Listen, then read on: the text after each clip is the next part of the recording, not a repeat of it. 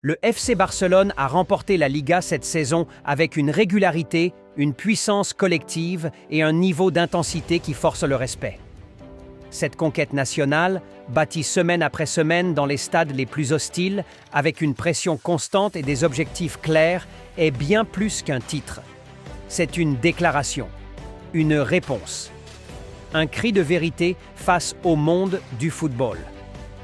Car cette Liga, elle vient juste une semaine après l'immense injustice subie en Ligue des Champions. Et elle prouve, de manière éclatante, que ce n'est pas le mérite sportif qui a manqué à Barcelone pour atteindre le sommet de l'Europe. Ce n'est pas le talent, ce n'est pas la cohérence collective, ce n'est pas l'intensité ni le travail. Ce qui a manqué, c'est l'équité. Ce qui a faussé les choses, c'est une décision extérieure.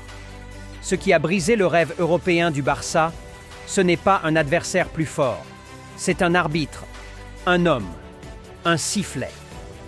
Le titre de Liga remporté par le FC Barcelone devient, dès lors, un argument irréfutable dans le procès symbolique que les supporters du monde entier intentent aujourd'hui contre l'injustice arbitrale. Car un club incapable de se hisser en demi-finale européenne ne devrait, en principe, pas survoler un championnat aussi relevé que la Liga espagnole. Et pourtant, c'est exactement ce que le Barça a fait. Preuve éclatante que la défaite européenne n'est pas un échec de jeu, mais bien une faute d'arbitrage. En conférence de presse, plusieurs analystes espagnols l'ont dit sans détour, ce n'est pas Barcelone qui a échoué en Ligue des Champions, c'est l'arbitre qui a éliminé le Barça. Cette phrase, désormais gravée sur les réseaux sociaux et reprise par des milliers de supporters, devient le slogan d'un combat qui dépasse l'enjeu d'un simple match. Il s'agit de restaurer la vérité, de corriger l'histoire, de rendre justice à un club, à une ville, à un peuple qui n'accepte pas l'injustice comme fatalité. Et cette Liga, remportée avec autorité, devient une pièce centrale du dossier, un trophée qui fait office de preuve, une coupe qui crie haut et fort « Nous étions prêts, nous étions au sommet, nous méritions l'Europe ». Si ce Barça, amputé de ses rêves européens par une erreur manifeste d'arbitrage, a su aller chercher la gloire nationale, alors il n'y a plus de doute. Le problème n'était pas sur la pelouse. Le problème était au sifflet.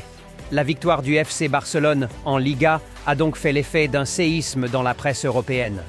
En Espagne, les unes des grands quotidiens ont toutes convergé vers le même message. Marque à titre, El Campeón herido, le champion blessé. AS parle de Una Liga que clama justicia, une Liga qui réclame justice. Sport et Mundo Deportivo, eux, n'y vont plus par quatre chemins. El Barça no cayó, fut derribado. Le Barça n'est pas tombé, il a été abattu. À travers toute l'Europe, les médias généralistes s'emparent de l'affaire. En France, l'équipe publie une tribune intitulée « Quand l'arbitre devient le destin ». En Italie, la Gazzetta dello Sport fait sa une sur l'injustice européenne du champion d'Espagne. Même en Angleterre, habituellement distante des polémiques ibériques, The Guardian se demande si l'UEFA n'a pas un devoir de transparence immédiat envers Barcelone. Et ce concert médiatique ne fait qu'amplifier la pression sur les institutions. Car désormais, la question n'est plus seulement sportive, elle est morale, presque judiciaire. Gianni Infantino, président de la FIFA, déjà alerté par de nombreuses lettres ouvertes, fait face à une crise sans précédent. Selon Mundo Deportivo, il aurait reçu dans les 48 heures suivant le sacre du Barça plus de 340 000 courriers numériques de supporters catalans réclamant que lumière soit faite sur l'arbitrage du match contre l'Inter Milan. Des voix s'élèvent au sein même du monde du football. Plusieurs anciennes légendes, des anciens capitaines, entraîneurs ou joueurs reconvertis en consultants, prennent position. L'ancien entraîneur Arsène Wenger déclare sur beIN Sports « Le Barça a montré en Liga qu'il méritait l'Europe. Si la justice n'est pas rendue, alors le football lui-même sera en danger. » Gary Lineker, ancien joueur de Barcelone, publie un message viral sur X, ex-Twitter, « We've all seen it. The referee didn't miss a foul. He missed a legacy. » Même les anciens arbitres, d'habitude prudents, prennent désormais la parole. Un ancien arbitre de Ligue des Champions, sous couvert d'anonymat, confie à Le Monde « Il y a des erreurs et il y a des actes. Ce que nous avons vu, ce n'est plus une erreur. » Face à cette levée de bouclier, l'UEFA reste silencieuse. trop silencieuse. Et ce silence devient un problème. Car plus les jours passent, plus l'idée que quelque chose a été volontairement dissimulé prend de l'ampleur dans l'imaginaire collectif.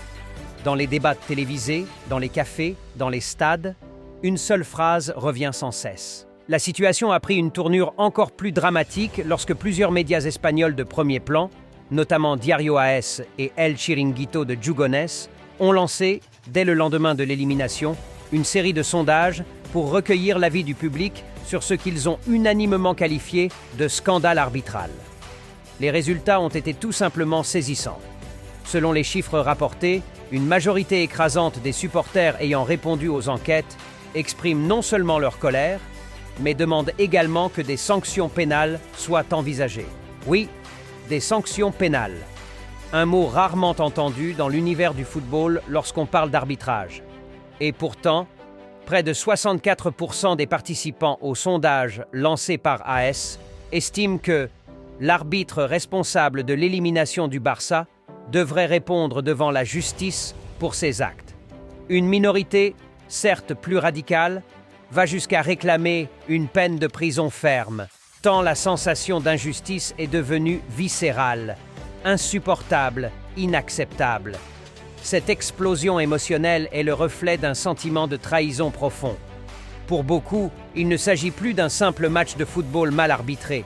Il s'agit d'un vol, d'une déchirure, d'un crime contre le sport lui-même. Des hashtags comme Justicia para el Barça, Pro Barcelonada ou encore Pro Arbitrage criminal ont envahi Twitter, X, Instagram et TikTok.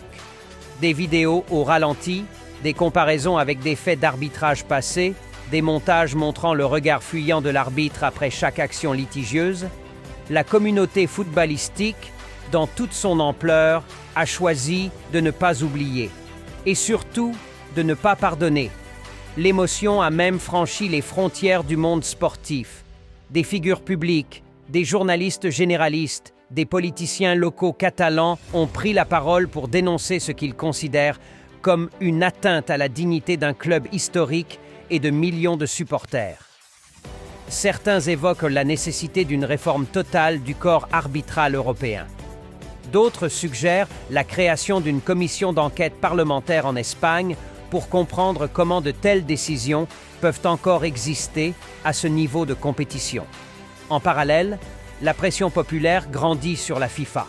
Les bureaux de Zurich, habituellement silencieux, seraient cette semaine assaillis de courriers électroniques, de lettres, de requêtes juridiques émanant de fans, d'associations et même d'avocats indépendants prêts à porter plainte au nom de l'intérêt du football. La FIFA, selon Marca, aurait été profondément troublée par la virulence des réactions, mais aussi par la cohérence des éléments vidéo et le poids symbolique de l'injustice perçue. Si ce mouvement de colère se poursuit, il pourrait bien imposer un précédent. Jamais, depuis les grands scandales du Calciopoli en Italie, une affaire d'arbitrage n'a suscité autant de réactions extrêmes.